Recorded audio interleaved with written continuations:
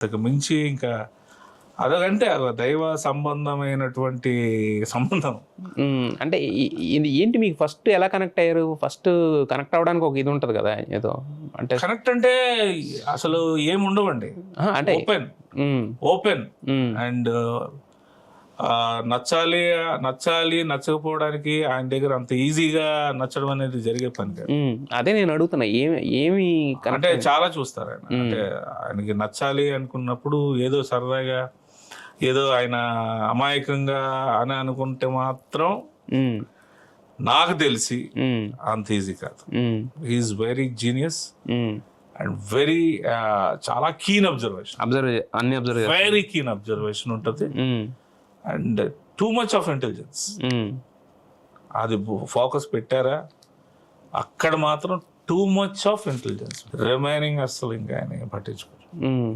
మీరు నేను అనేది అదే, మీరు అలాంటి వ్యక్తికి మీరు ఎక్కడ నచ్చారు? ఏ పాయింట్ లో మీరు ఆయనకి నచ్చడం ఏం లేదు సార్, నచ్చడం నచ్చకపోవడం ట్రావెలింగ్ ఏనండి.